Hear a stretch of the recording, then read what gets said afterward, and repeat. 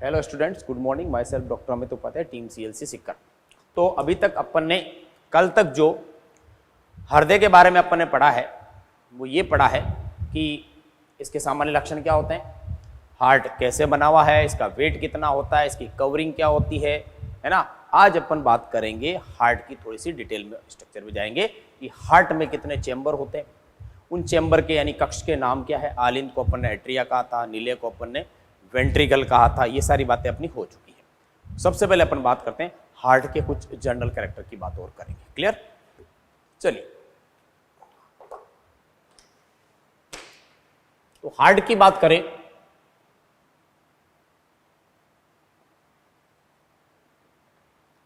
तो आपको पता है ह्यूमन यानी मानव में हार्ट के अंदर कुल 4 कक्ष पाए जाते हैं। 4 कक्ष का मतलब है 4 चेंबर।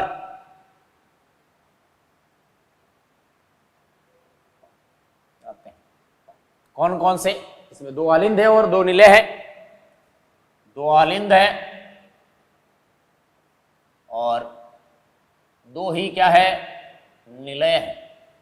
अब आप आलिंद को 2 भागों में बांटे तो एक हो जाता है दायां आलिंद और एक हो जाता है बायां। सेम कंडीशन किसकी होगी, नीले की, दायां और बायां। बात समझ रहे हैं मेरी आप? तो इंग्लिश में अब अपन आलिंद को क्या बोलेंगे, ध्यान रखना, एट्रियम। क्या बोलेंगे? एट्रिया। और नीले को बोलेंगे वेंट्रिकल। आलिंद एट्रिया, नीले वेंट्रिकल, राइट और लेफ्ट। तो इधर देखते हैं अपन, मैं 4 चेंबर बना रहा हूं हार्ट के, इसमें से 2 एट्रिया है और 2 वेंट्रिकल है। ये 4 चेंबर, ये हो गया राइट, ये भी राइट, ये लेफ्ट, ये लेफ्ट। ऊपर वाले हमेशा क्या होते हैं, आलिंद को क्या लिख रहा हूं मैं, ए एट्रिया, ये भी एट्रिया, ये नीले, ये वेंट्रिकल, ये वेंट्रिकल। तो कितने चेंबर हो गए? 4 हो गए। यानी हार्ट की अगर अपन बात करें तो ये कौन सी साइड हो गई, राइट साइड हो गई, और ये हार्ट की कौन सी होगी भाई, लेफ्ट साइड हो गई। राइट साइड में राइट राइट लिख दिया, लेफ्ट साइड में लेफ्ट लेफ्ट लिख दिया अपन ने। अब देखिए आप इधर, ये राइट साइड जो है इसमें हमेशा अनाक्सीकृत, जिसको अपन अंग्रेजी में बोलेंगे डीऑक्सीजनेटेड, बात हो चुकी है अपनी श्वसन तंत्र में, डीऑक्सीजनेटेड ब्लड होता है। और बहुत सीधी सी भाषा में बात करें तो इम्प्योर, इम्प्योर का मतलब क्या हुआ, अशुद्ध रुधिर होता है। इसका कलर कैसा होता है, ब्लू, नीला। और राइट लेफ्ट साइड की बात करें तो इधर होता है ऑक्सीकृत, ये बात हो चुकी है अपनी कई बार, ऑक्सीकृत रुधिर होता है। रुधिर यानी ब्लड, यानी कि ऑक्सीजनेटेड, कौन सा, ऑक्सीकृत बोले तो ऑक्सीजनेटेड ब्लड। और ये कौन सा ब्लड होता है, आप सभी जानते हो कौन सा है ये ब्लड, प्योर ब्लड है, क्योंकि ऑक्सीजन की मात्रा ज्यादा है। ये लीजिए साहब, तो right side deoxygenated blood, left side oxygenated blood. एक चीज क्लियर? आगे बढ़ते हैं। 4 चेंबर है। अब आप देखिए इधर, ये मैंने आलिंद बना दिया और ये मैंने नीले बना दिए, और बीच में इस तरह से ये दीवार खींच दी मैंने। क्लियर? तो 2 बन जाएंगे। ये दोनों क्या है, आलिंद है, ये आलिंद है दोनों। बाहर से ऐसे दिखते हैं दोनों, अंदर से विभाजित हुआ है ये दोनों क्या आ गए इधर, नीले। दोनों नीले और दोनों आलिंद। अब इन दोनों आलिंद नीले को बीच में यहां से विभाजन करने वाली जो ये मैं लाइन, जो विभाजन रेखा खींच रहा हूं, इसका नाम क्या है? सवाल ये पूछा जाता है। बाह्य तौर पर आलिंद का आ तथा निलय को अलग करने वाली, अलग का मतलब ये विभाजित है, अलग करने वाली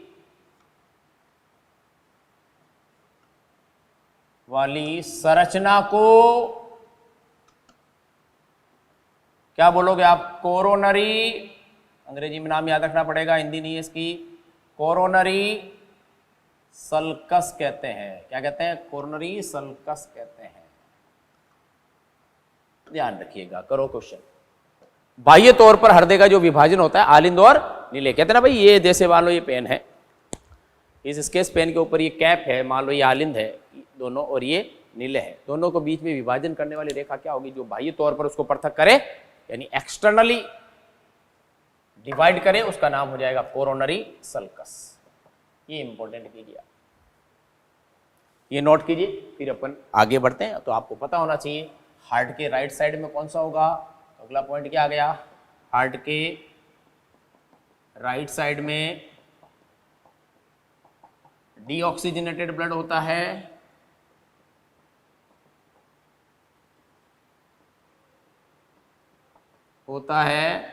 तथा लेफ्ट साइड में शुद्ध यानी कि ऑक्सीजनेटेड, ऑक्सीजन युक्त ऑक्सीजनेटेड ब्लड होता है। तो ध्यान रखना राइट और लेफ्ट में कौन सा प्योर एयर, कौन सा इम्प्योर है। Right side impure, left side pure. चलिए साहब ये पॉइंट लिखे आप। इधर ये डायग्राम आ गया, इधर ये डायग्राम। क्लियर? नोट करो इसे आप।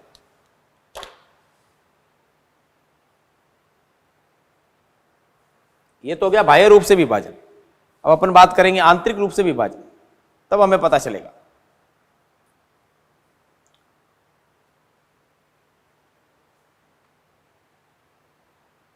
ओके,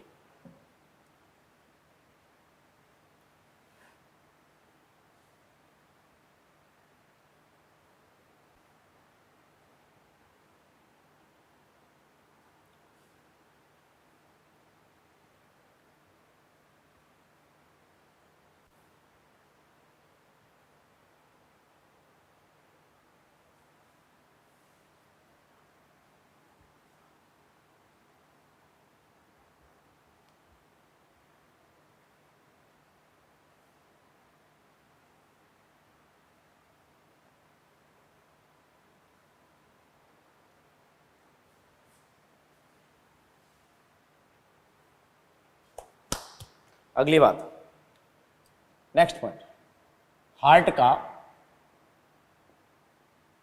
इंटरनल यानी आंतरिक विभाजन इस तरह से होता। देखो बाह्य रूप से तो हमें पता है कौन विभाजित करती है, कोरोनरी सल्कस। और आंतरिक रूप से कैसे विभाजन होता देखिए।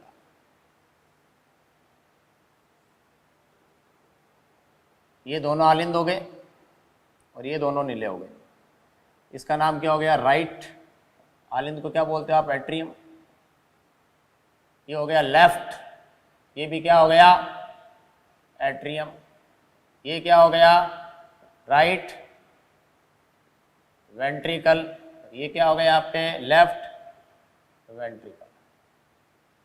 कितने चेंबर हो गए टोटल? 4 हो गए। लेकिन 4 कब हुए? जब इसके बीच में आंतरिक रूप से इसका विभाजन हुआ है।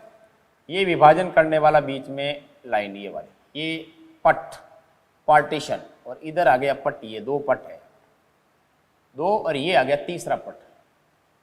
आंतरिक विभाजन, नॉट एक्सटर्नल। आप कह सकते हो सर ये तो कोरोनरी सल्कस था ना, वो तो बाह्य रूप से था। हम बात कर रहे हैं आंतरिक रूप से विभाजन कौन करता है।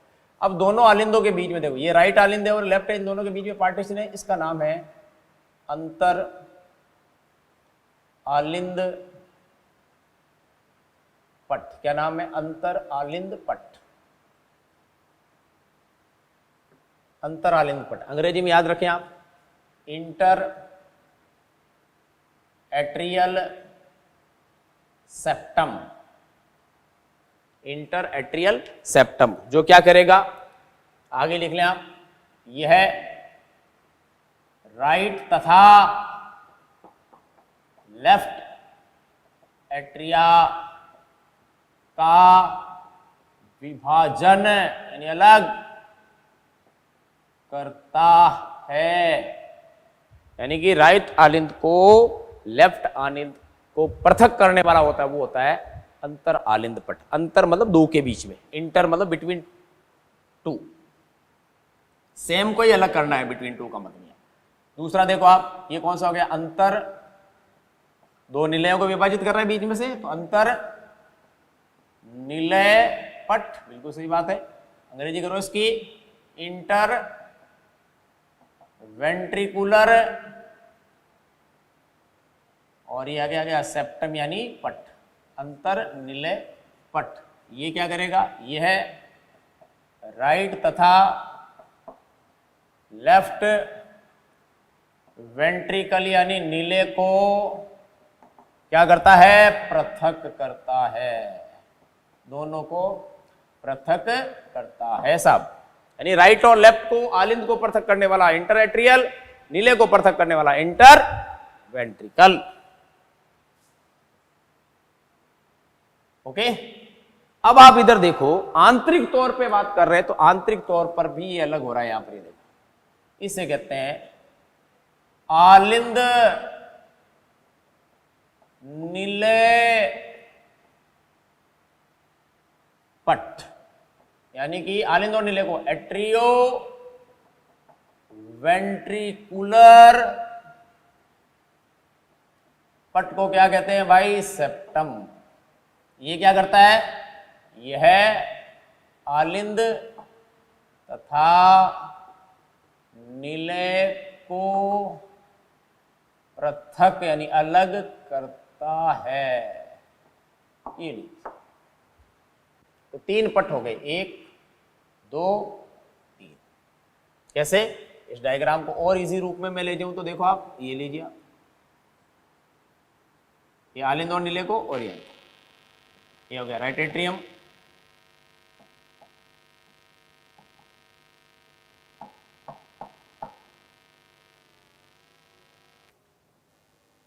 तो अपन बात कर रहे हैं चारों चैम्बर की। तो इसको मैंने एक कार्टून फॉर्म में बनाया, इधर देखो, ये राइट एट्रियम यानी दायां आलिंद, लेफ्ट एट्रियम, ये राइट वेंट्रिकल और ये लेफ्ट। इन दोनों के बीच में ये अंतर आलिंद पट है, इन दोनों के बीच में अंतर नीले पट है, ये दोनों के बीच में अंतर लगाना ही नहीं है, आलिंद और नीले पट, ये तीन पट हो गया। ठीक है, और इन तीन पटों के कारण, तीन सेप्टास के कारण हार्ट के कितने चैम्बर बन जाते हैं, चार, दो आलिंद दो नीले। चलिए भाई लिखिए फटाफट। तो ये हो गया आंतरिक विभाजन। अब अपन बात करेंगे कौन सा चैम्बर बड़ा होता है और कौन सा छोटा होता है। फटाफट बनाइए इसको, फिर आगे बढ़ते हैं।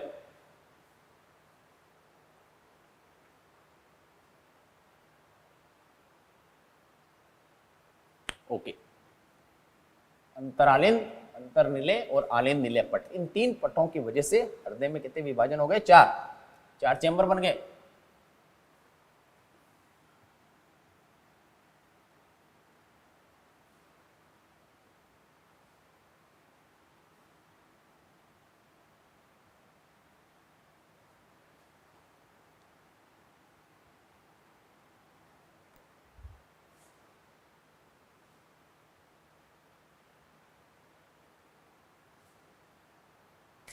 चलिए अब बात करते हैं अपन साइज ऑफ चैम्बर,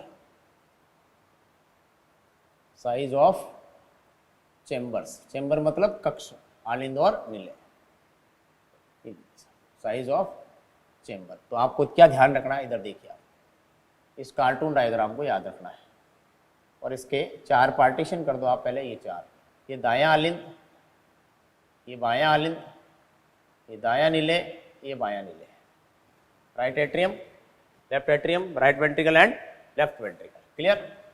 चलिए अब आप इसमें आपको ध्यान क्या रखना है कि राइट एट्रियम बड़ा होता है लेफ्ट एट्रियम से, राइट एट्रियम बड़ा होता है लेफ्ट एट्रियम से, और राइट वेंट्रिकल से बड़ा होता है लेफ्ट वेंट्रिकल। ये साइज का आपको याद रखना, ध्यान रखना, ये इसकी साइज है। कौन सा बड़ा है, राइट एट्रियम लेफ्ट एट्रियम से बड़ा है, और राइट वेंट्रिकल छोटा है किससे, लेफ्ट वेंट्रिकल से। यानी इधर आलिंदों में तो ये बड़ा है, निलयों में ये बड़ा है। ये तो बात हो गई किसकी, साइज की बात कर रहे हैं। अब करते हैं मोटाई की बात। मोटाई बोले तो थिकनेस, किसकी थिकनेस सबसे ज्यादा, थिकनेस ऑफ चैम्बर्स। चैम्बर कितने हैं साहब, चार। थिकनेस का मतलब मोटाई, मोटाई किसकी ज़्यादा है। ये 4 चेंबर बना रहा हूँ मैं, देखो ये लीजिए चारों चेंबर बना, सबसे ज़्यादा मोटा कौन बनाया मैंने, देखो आप, उससे कम मोटा किसको बनाया है, इसको,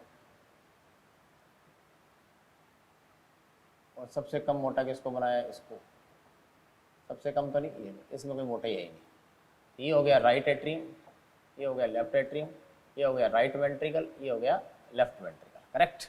तो मोटाई के अनुसार सबसे बड़ा, सबसे ज़्यादा थिकनेस किसकी है, इसकी, यानी राइट एट्रियम से बड़ा है लेफ्ट एट्रियम मोटाई में, और राइट वेंट्रिकल से बड़ा है लेफ्ट वेंट्रिकल, ये ध्यान रखना। इसकी मोटाई सबसे कम, इसकी मोटाई थोड़ी ज़्यादा, इसकी उससे ज़्यादा, इसकी सबसे ज़्यादा, ये आपके होता है सबसे, यानी कि मैक्सिमम, यानी अधिकतम मोटाई किसकी है आपके, इसकी है साहब लेफ्ट वेंट्रिकल की, ध्यान रखनी होती है। क्यों भाई, क्योंकि इसको संपूर्ण शरीर में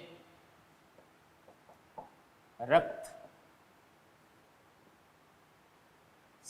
यानी ब्लड सप्लाई, रक्त सप्लाई यानी आपूर्ति करनी होती है। पूरी बॉडी में कौन ब्लड भेजेगा, दायां नीले भेजेगा, लेफ्ट बायां, बायां नीले, लेफ्ट वेंट्रिकल भेजेगा, ध्यान रखिएगा।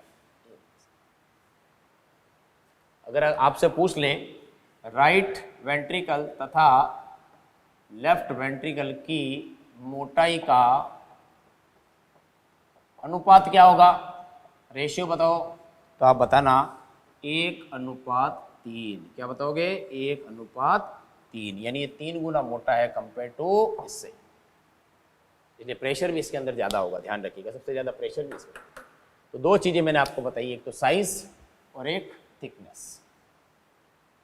अगला पॉइंट, हार्ट बता दिया मैंने, फिर भी बता रहा हूँ वापिस, हार्ट का एपेक्स, एपेक्स यानी शीर्ष भाग, चोटी, हार्ट का एपेक्स लेफ्ट वेंट्रिकल होता है, जबकि हार्ट का बेस, बेस का मतलब आधार, ध्यान रखिएगा, बेस राइट एट्रिया होता है। ये लीजिए, रट के रखना, बेस उल्टा है, एपेक्स उल्टा है, ये लेफ्ट वेंट्रिकल है, ध्यान रखना, और ये राइट एट्रिया है। क्वेश्चन आता है इसमें से, इंपॉर्टेंट। चलिए, इनमें से एक क्वेश्चन आपको मिल जाएगा 100%। फटाफट बताइए, आगे बढ़िए।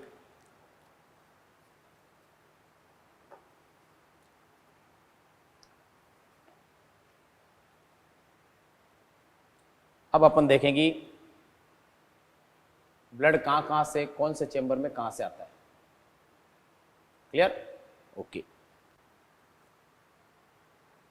चलिए।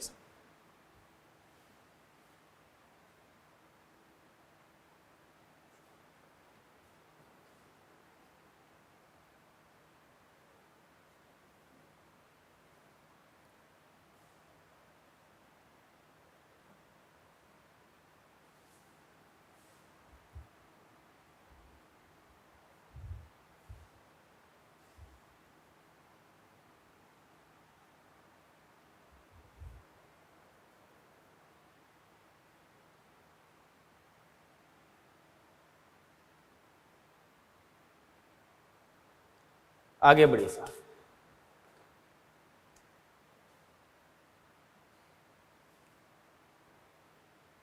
हार्ट में ब्लड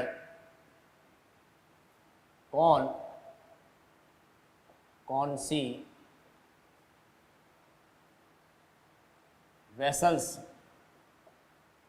के द्वारा ब्लड आता है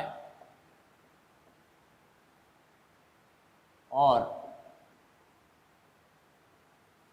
किन किन से जाता है उसको अपन पढ़ेंगे कि हार्ट में ब्लड कहाँ से आ रहा है इम्प्योर और हार्ट से कैसे ब्लड जा रहा है। तो अपन एक एक चैम्बर की बात करते हैं। सबसे पहले देखो आप, ये 4 चैम्बर मैंने आपको सामने बना रहा हूं, ये 4 चैम्बर है। थोड़ा बड़ा बनाना पड़ेगा।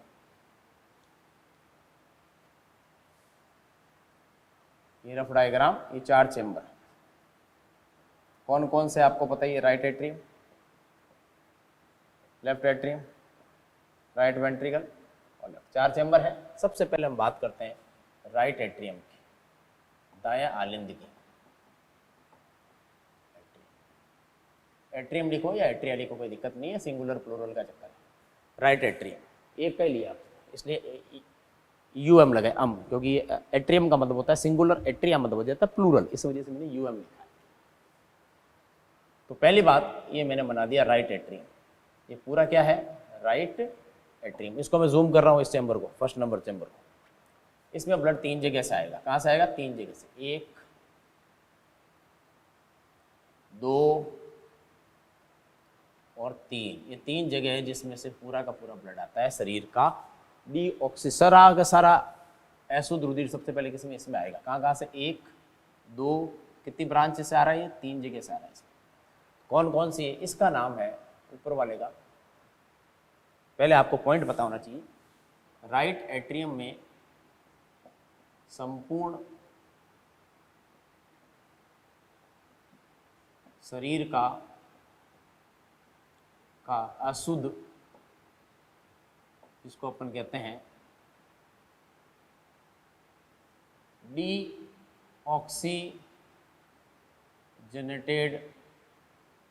ब्लड आता है। ध्यान रखना भाई, संपूर्ण शरीर का डीऑक्सीजनेटेड ब्लड किस में आएगा? राइट एट्रियम में आता है। क्लियर? कहाँ कहाँ से आएगा? देखो, पहला पॉइंट ये इसका नाम है, लिख देता हूँ आगे। फर्स्ट इधर लिख देता हूँ, देखिए नाम लिखने जगह रहेगी। सेकंड, तीसरी है, थर्ड। तो फर्स्ट जो है इसका नाम क्या है? इसका नाम है सुपीरियर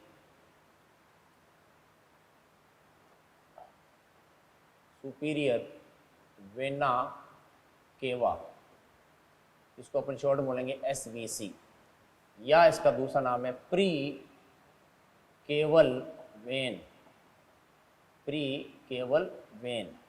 क्लियर? या हिंदी में इसको कहते हैं ऊर्ध्व महाशिरा।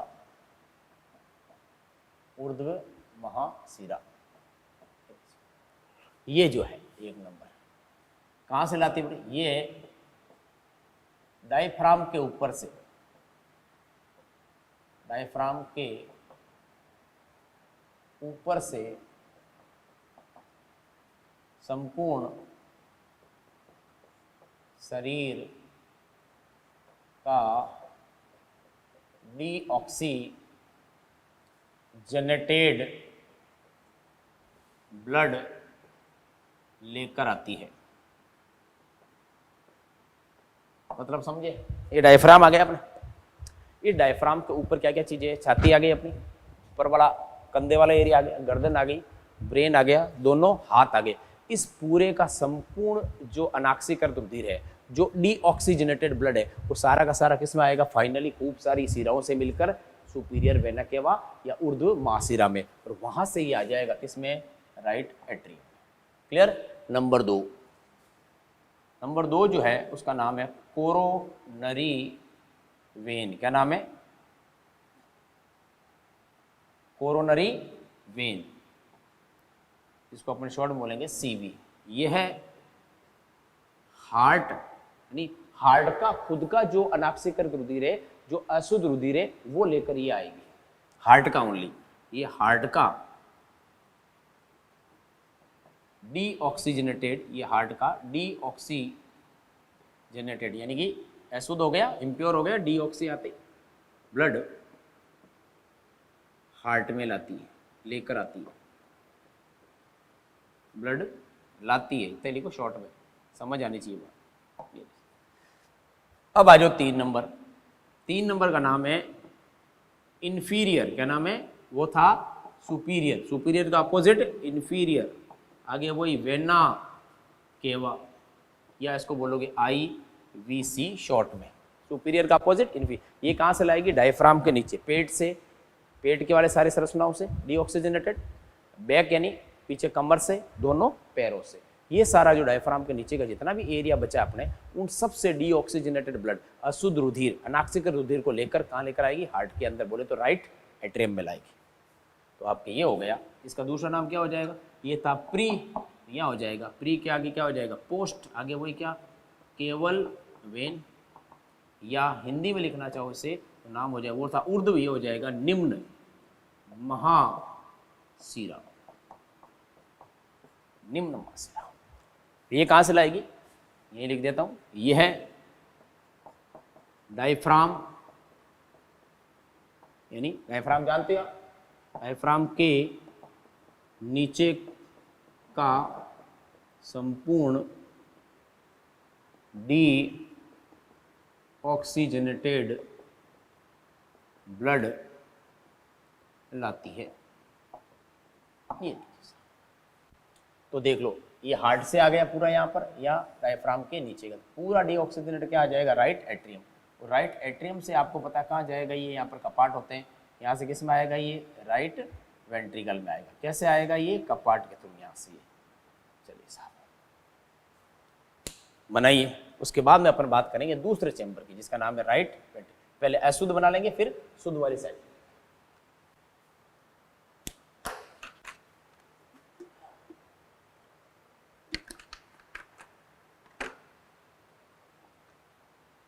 हो गया साहब, आगे बढ़ो। तो इस तरह से राइट एट्रियम के अंदर, दाएं आलिंद के अंदर संपूर्ण शरीर का अशुद्ध रुधिर आ जाता है।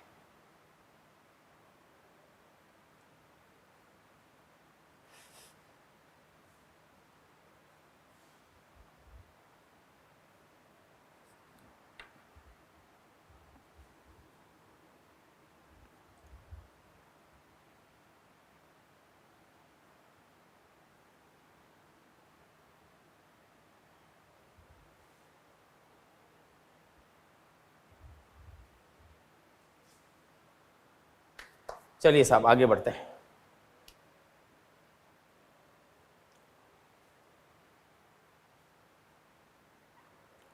अब अपन बात करते हैं कौन से चेंबर की, इधर बना लें वो डायग्राम वापिस, अब 4 चेंबर वाला ये लीजिए, आपको पता रहे, ये राइट एट्रियम पढ़ लिया हमने, यहाँ से 3 जगह से ब्लड आ गया है, superior vena cava, coronary when और इन्फीरियर। ये हो गया सुपीरियर वेना केवा से आया, ये आया कोरोनरी वेन से, और ये आ गया इन्फीरियर वेना केवा। 3 जगह से पूरा ब्लड आ गया, किसके अंदर, राइट एट्रियम। राइट एट्रियम सब किस में आएगा, राइट वेंट्रिकल में।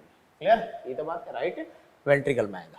चलिए साहब अब अपन बनाते हैं कौन सा, राइट वेंट्रिकल, यानी कि निलय, दायां निलय। पहली बात, इसमें ब्लड राइट एट्रियम से आता है, क्योंकि राइट एट्रियम तथा राइट वेंट्रिकल यानी निलय के बीच कपाट पाया जाता है, जिसे त्रिवलन बोले तो ट्राइकस्पिड या आलिंद निलय कपाट कहते हैं, इसे आलिंद निलय कपाट कहते हैं। कौन सा, दायां आलिंद निलय कपाट। कैसे, इधर देखो, मैं डायग्राम बनाता हूं तब समझ में आएगा, तो ऐसे नहीं आएगा।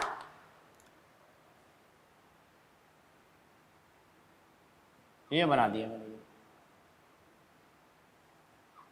ये आ गया राइट एट्रियम। यहाँ पे ब्लड कहाँ है, 3 जगह से, ये लो 3 जगह बना दी मैंने। वही वापस superior vena cava, coronary when और इन्फीरियर वेना केवा, इनसे पूरा ब्लड किसके अंदर आ गया, इसके अंदर आ गया कि नहीं आ गया, पूरा अब यहाँ पर एक कपाट होता है, ये कपाट मैंने, इस कपाट का नाम है ट्राइकस्पिड कपाट। क्या नाम है? ट्राइकस्पिड। बोले तो ट्राई का मतलब ट्री, कस्पिड का मतलब वलन, ट्राइकस्पिड कपाट। कपाट को क्या कहते हैं? वॉल। किसके बीच में? ये राइट एट्रियम और राइट वेंट्रिकल के बीच में। तो अपन को पता है यहाँ से ब्लड इसमें आएगा तो किसके थ्रू आएगा? इस कपाट के थ्रू तो आएगा ना यार। ये तो मैं लिखा इसमें ब्लड राइट एट्रियम से आता है, क्योंकि किसमें? राइट वेंट्रिकल में। इसमें मतलब किसमें? राइट वेंट्रिकल में आता है, क्योंकि एट्रियम वेंट्रिकल के बीच में कपाट पाया जाता है। उसका नाम क्या है?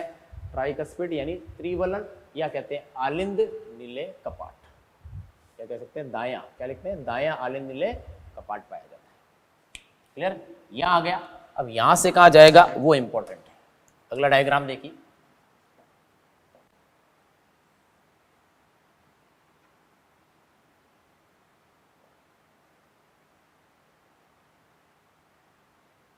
चार चैम्बर बन गए अपने, कपाट आ गया अपना, ये राइट एट्रियम, ये लेफ्ट राइट वेंट्रिकल, यहाँ 3 जगह से ब्लड आ गया, ये लीजिए, और ये आ गया ट्राइकस्पिड, इसमें आ गया। अब यहाँ से कहाँ जाएगा? अब यहाँ से जाता है ब्लड, ये किसमें? फेफड़ों में शुद्ध होने के लिए। कहाँ जाएगा? फेफड़ों में जाएगा। कहाँ जाएगा? ये लंग्स में, ये लीजिए, ये आ गए लंग्स। यहाँ से अब कहाँ जाएगा? ये लंग्स में जाएगा। शुद्ध होने तो जाना ही पड़ेगा। यहाँ से ब्लड ये लंग्स में, ये लो शुद्ध होने के लिए कहाँ चला गया? फेफड़ों में। जिससे जा रहा है उसका नाम क्या है? उसका नाम है पल्मोनरी। पल्मोनरी यानी फुफ्फुसीय, लंग्स। पल्मोनरी वर्ड किसके लिए यूज करते हैं? लंग्स के लिए। ये लंग्स में जानी, जो भी चीज़ लंग्स से रिलेटेड होगी उसके आगे क्या आएगा? पल्मोनरी। और ये एक अपवाद है, ध्यान रखना, आर्टरी। ये अपवाद है, शॉर्ट में लिख रहा हूँ, पी है, पल्मोनरी आर्टरी। अपवाद है क्योंकि धमनियों में हमेशा शुद्ध रक्त पाया जाता है, लेकिन केवल मात्र एक अपवाद है अपने बॉडी के अंदर, जिसमें धमनी होने के बावजूद भी कैसा रुधिर पाया जाता है? अशुद्ध, डीऑक्सीजनेटेड, अनाक्सीकृत। क्लियर? तो ये अपवाद है। यहाँ से किस में जाएगा? फेफड़ों में। तो यहाँ से ब्लड किस में चला गया? फेफड़ों में। क्लियर? ये बात हो गई अपने किसकी? राइट वेंट्रिकल की। इसमें आलिंद से नीले में आता है, ट्राइकस्पिड का पार्ट होता है, फिर ये किस में चला जाता है? पल्मोनरी आर्टरी से फेफड़ों में चला जाता है। क्लियर? शुद्ध होकर वापस किधर आएगा? आपको पता, आगे पढ़ेंगे अपन। यहाँ आएगा, यहाँ से वापस इसमें आएगा, यहाँ से बॉडी से सप्लाई होगा। तो हृदय में 2 बार ब्लड आता है, एक बार ऑक्सीजनेटेड, एक बार डीऑक्सीजनेटेड। जो डीऑक्सीजनेटेड हृदय में आता है वो फेफड़ों में चला जाता है, फेफड़ों में उसका ऑक्सीकरण होता है, शुद्धिकरण होता है, उसके बाद में वापस वो लेफ्ट साइड में आकर बॉडी में सप्लाई कर देता है। ये लिखिए आप पहले, फिर अपन बात करते हैं अगले चैम्बर की। नोट कीजिए इसे फटाफट।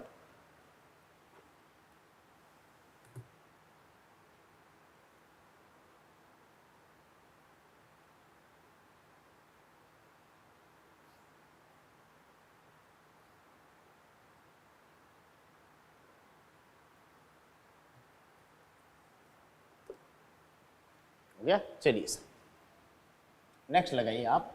अब इस चैम्बर की बात करेंगे, किसकी? इसकी।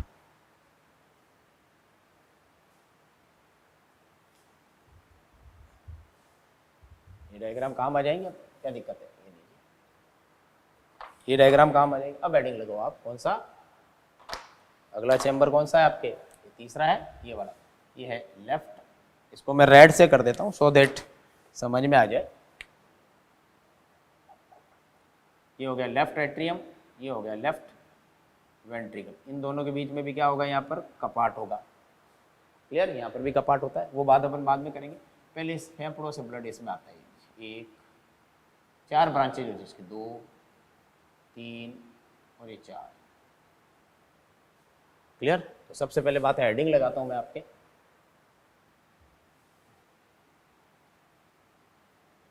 इसकी जरूरत नहीं है क्योंकि हमें पता है। तो बात करते हैं अपन लेफ्ट एट्रियम की। तीसरा ये है आपके chamber, left atrium. Left atrium में ऑक्सीजनेटेड ब्लड लंग्स यानी फेफड़ों से, लंग्स से आता है। क्लियर?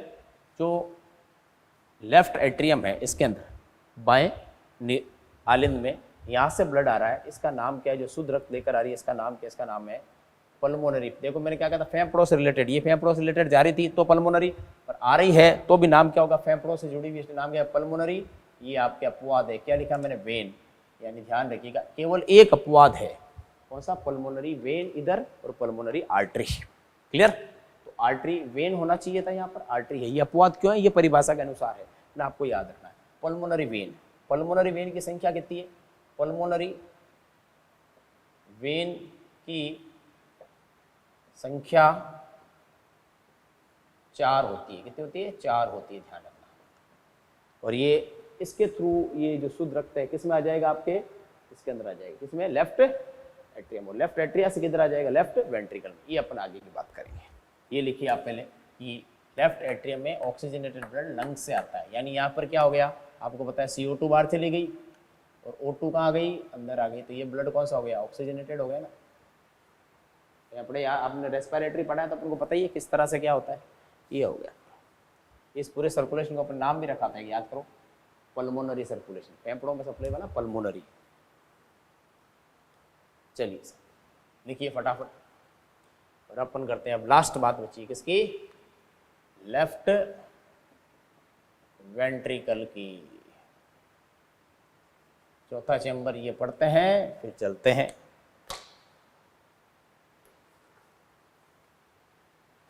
तो किधर से ब्लड आ रहा है, किधर जा रहा है? ओके साहब, चलिए आगे।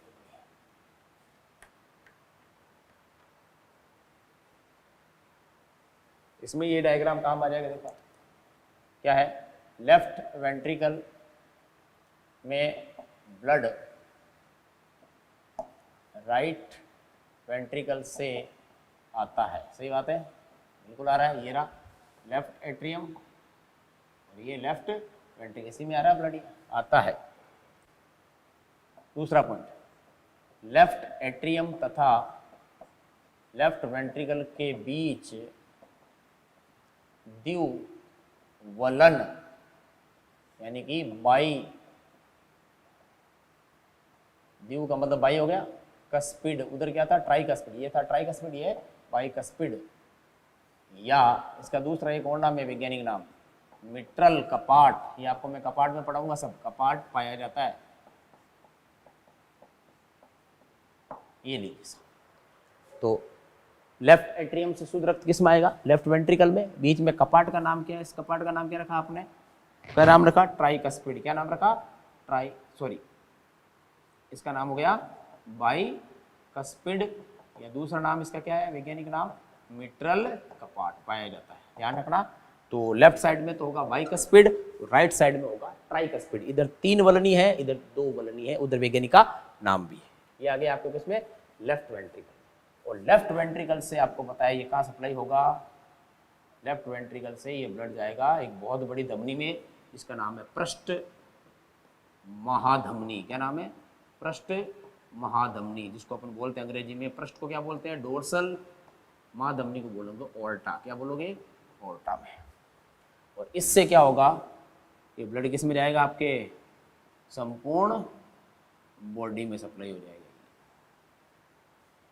और वापस इधर से घूम के इधर आ जाएगी। दूसरा, लेफ्ट वेंट्रिकल से ब्लड किस में जा रहा है? से ब्लड कौन सा ऑक्सीजनेटेड? ये पृष्ठ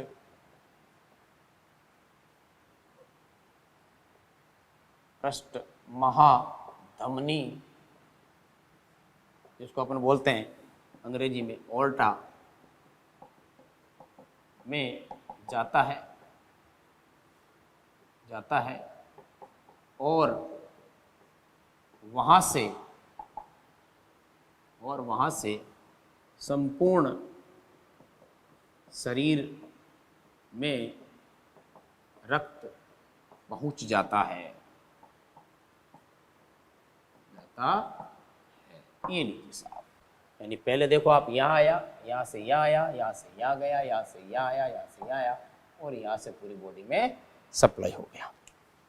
ओके गाइस, तो आज अपन ने लंग्स के विभिन्न चैम्बर्स के बारे में पढ़ा। लंग्स के, हार्ट के, लंग्स भी है साथ में, देख लो लंग्स भी जोड़ा हुआ है, तो लंग्स का चैम्बर भी पता होना चाहिए। ये राइट फेफड़ा होता है, एक लेफ्ट फेफड़ा, जो अपन पढ़ चुके। और ये आपके कहाँ चला गया? अब हार्ट के अंदर किस तरह से राइट एट्रियम से राइट वेंट्रिकल में आया, वेंट्रिकल से किस में गया, पल्मोनरी आर्टरी में, पल्मोनरी आर्टरी कहाँ गया, लंग्स में गया, लंग्स दो होते हैं राइट एंड लेफ्ट, दोनों में शुद्धिकरण हुआ, फिर पल्मोनरी वेन में आया, फिर हार्ट में चला गया। पल्मोनरी वेन की संख्या 4 होती है, ध्यान रखिएगा। वहाँ से आ गया लेफ्ट एट्रिया से लेफ्ट वेंट्रिकल में आया, और लेफ्ट वेंट्रिकल में फिर बॉडी में सप्लाई हो गया। ओके गाइस, तो कल अपन इसके आगे पढ़ेंगे, तब तक इसे पढ़े समझे, एनसीईआरटी बुक पढ़े। Okay, thank you, take care of yourself.